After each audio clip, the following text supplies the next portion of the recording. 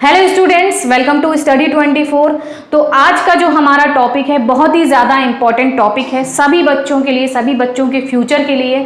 ये बहुत ही important step है और इस स्टेप पर मैं जो वीडियो बना रही हूँ, देखिए बहुत सारे बच्चे जो हैं मुझे कमेंट भी करा है, बहुत सारे बच्चों ने मैसेज करा है, पर्सनल कॉल भी करी है कि भाई मैम आपको इस पर कुछ आवाज़ उठानी चाहिए, इस पर कुछ स्टेप लेना चाहिए आपको भी।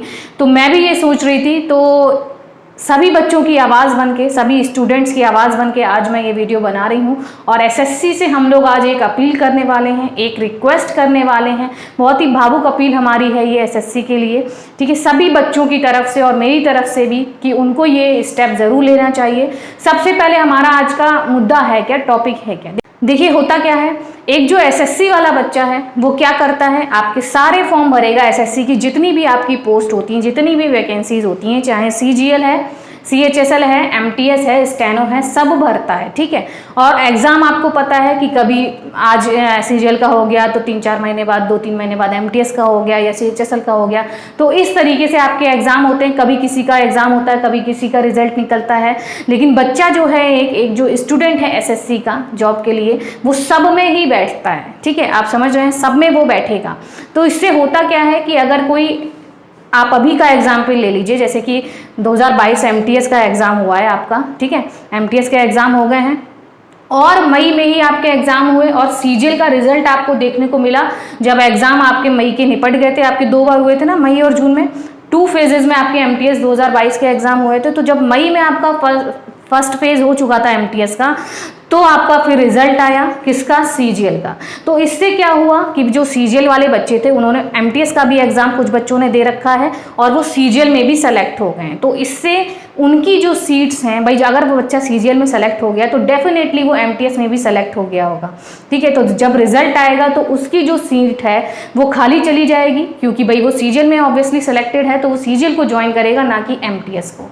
इसको एक और एग्जाम्पल से आप समझ सकते हैं, जैसे कि इस मंथ आपका समझिए सीजीएल का एग्ज़ाम है, नेक्स्ट मंथ आपका एमटीएस है, उसके नेक्स्ट मंथ सीएचएसएल है। तो एक जो एसएससी बच्चा होता है वो एक तो सबसे पहली बार सारे फॉर्म भर देता है आपका, फिर क्या करता है वो सीजीएल में भी करेगा, ठीक है, सीजीएल का फॉर्म भी आपने भरा है, भाई एग्ज़ाम देगा, एमटीएस का भी देता है वो और सीएचएसएल का भी देता है। लेकिन अगर एक जब रिजल्ट आया आपका और वो सीजीएल में सेलेक्ट हो गया, तो उसने जो सीएचएसएल में बैठकर अपनी सीट जो करी है, उसकी सीएचएसएल की सीट और उसकी एमटीएस की सीट, दोनों जगह उसकी सीट वैकेंट चली जाएगी।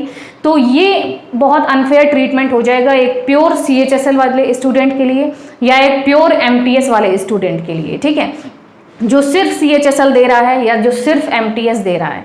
तो उनके लिए क्या हो जाएगा, एक अनफेयर हो जाएगा कि भाई सीजीएल की सीट खाली हो गई। अनफेयर क्यों होगा, क्योंकि एसएससी कभी भी आपकी ना वेटिंग लिस्ट निकालती है और ना ही आपके 1.5 या 2 गुना बच्चों को बुलाती है। तो अगर ये सीटें खाली हो गई तो कोई भी बच्चा भाई जिसका सिलेक्शन होना चाहिए था वो वहाँ से रह जाएगा, वो आधे या 1 नंबर से रह गया, 1.5 नंबर से रह गया।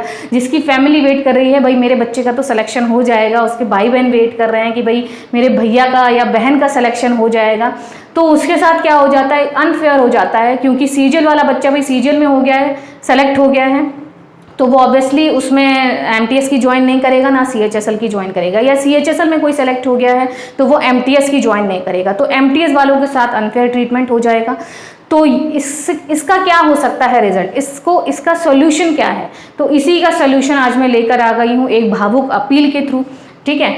एक रिक्वेस्ट है एसएससी से कि भाई जो भी बच्चे हैं आपके जो सीजीएल या सीएचएसएल में सेलेक्ट हो गए हैं, उनकी सीट खाली चली गई हैं एमटीएस में, ठीक है। तो हमारी सोल्यूशन क्या है इसका, हमारी अपील जो है वो ये है कि एसएससी से कि भाई वो क्या बुलाएं, 2 गुना कैंडिडेट्स बुलाएं। किसके लिए, आपका डीवी के लिए, किसके लिए, डॉक्यूमेंट वेरिफिकेशन के लिए 2 गुना बच्चों को बुलाएं, ताकि अगर कोई अदर एग्जाम में भी सेलेक्ट हो गया है सीजीएल में या सीएचएसएल में, या आपका कोई और अदर एग्जाम, स्टेट का कोई एग्जाम है या कोई भी एग्जाम, तो उनकी सीट खाली नहीं जाएंगी। भाई उन्होंने 2 गुना बच्चे बुला लिए तो खाली भी गई हैं तो वो और हमारे बच्चों से कवर हो जाएंगी, ठीक है, पूरी भर जाएंगी। सब बच्चों को मौका मिलेगा, जो मेहनत कर रहा है उस बच्चे को मौका मिलेगा, उसका हक नहीं मारा जाएगा। तो ये सिर्फ एमटीएस के लिए ही नहीं है, देखिए एमटीएस के लिए ये नहीं है, सिर्फ पूरे सभी के लिए, कि सीजीएल वाले बच्चे के लिए भी है, कि भाई सीजीएल का आपका रिजल्ट आया है, और भी एग्जाम होते रहते हैं। देखिए कब एग्जाम होता है, फिर रिजल्ट आने में टाइम लगता है, उसके बीच में भी काफ़ी एग्जाम्स आपके हो जाते हैं, स्टेट के या अदर कोई आपका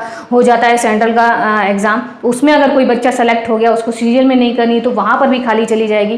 तो एसएससी से ये डिमांड है हमारी, ये रिक्वेस्ट है कि वो सभी के लिए, केवल एमटीएस नहीं, सभी वैकेंसीज के लिए 2 गुना बच्चों को हमेशा बुलाएं डीवी के लिए, ताकि कभी सीट खाली रह जाए तो वो एक अच्छे एस्पिरेंट को, आपकी जो एक मेहनत करने वाला बच्चा है, जिसकी फैमिली होप लगाए बैठी है कि भाई मेरे बच्चे का सिलेक्शन होगा, उसकी सिर्फ सीट खाली जाने की वजह से वो नहीं आगे आ पा रहा, लेकिन उसका वहाँ पर हक है, उसको आना चाहिए, तो उसका हक नहीं मारा जाएगा अगर वो 2 गुना बच्चों को बुलाते हैं। ठीक है, तो यही बच्चों की हमारी रिक्वेस्ट है, सभी बच्चों की तरफ से। मैं भी इस एसएससी से क्या कर रही हूँ, एक रिक्वेस्ट कर रही हूँ, एक अपील कर रही हूँ कि वो 2 गुना बच्चों को ज़रूर बुलाएं डीवी के लिए। फिर चाहे वो डीवी आपका एमटीएस का हो, चाहे सीजीएल का हो, ठीक है, चाहे सीएचएसएल का हो, चाहे स्टेनो का हो, किसी का भी हो, सब में 2 गुना बच्चों को बुलाया जाए। ठीक है, तो यही आज की अपील थी और यही सभी बच्चों की कंसर्न भी है, उनका दुख है, उनकी पीड़ा है, जिसको मैं अपनी आवाज़ देके आप लोगों के सामने बता रही हूँ, एसएससी से रिक्वेस्ट कर रही हूँ।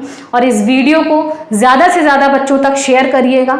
ठीक है, और मेरी और भी यूट्यूब पर जितने भी हमारे टीचर्स हैं उनसे भी मेरी ये रिक्वेस्ट है कि भाई सपोर्ट करें हमारे साथ। ठीक है, और इस मुहिम को, इस अपील को ज़्यादा से ज़्यादा बच्चों तक पहुंचाएं। और एसएससी के सामने भी ज़्यादा से ज़्यादा जब बच्चे करेंगे, ज़्यादा से ज़्यादा देखिए यूट्यूब क्या होता है, एक ऐसा प्लेटफॉर्म है, आप अपनी आवाज़ को बहुत सारे लोगों तक पहुँचा सकते हैं।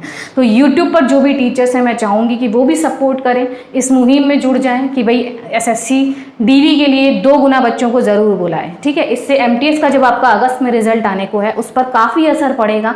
ठीक है, किसी भी बच्चे के साथ अनफेयर ट्रीटमेंट नहीं होगा, सबको उसका हक मिलेगा। ठीक है, तो हमें करना क्या है, आपको याद रखना है, संडे हमारा कब है, 23 तारीख को हमारा संडे है। ठीक है, 23 जुलाई को हमारा संडे है। इस दिन आपको रात में 9 बजे 9 PM पर, ठीक है, 9 PM पर हम लोग को जुड़ जाएंगे लाइव में। और फिर क्या करना है, हमें ट्वीट करना है। क्या करना है, आपको ट्वीट करना है। यहाँ पर मैं लिख देती हूँ अपना हैशटैग।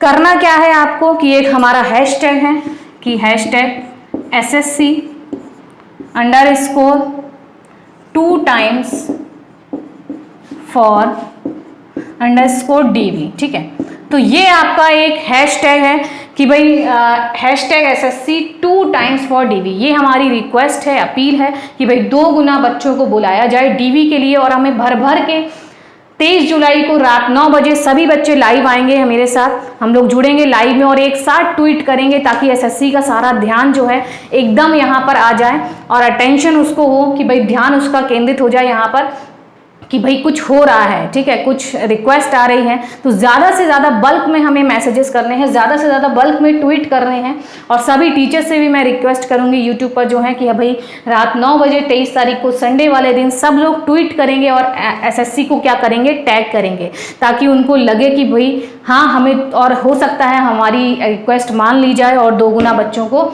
बुला लिया जाए, तो बहुत ही बढ़िया बात हो जाएगी। ठीक है, तो इसीलिए शाम को पहले तो आप जुड़ेंगे 23 तारीख को 9 बजे, और उससे पहले अभी आपके 2 से 3 दिन हैं।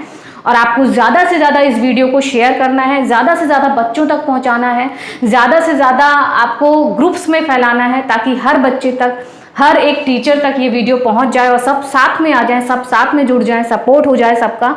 और एसएससी को ये करना ही पड़े, हमारी बात माननी पड़े और 2 गुना बच्चों को बुलाया जाए डीवी के लिए। ठीक है, तो इससे सभी बच्चों की चिंता जो है वो दूर हो जाएगी।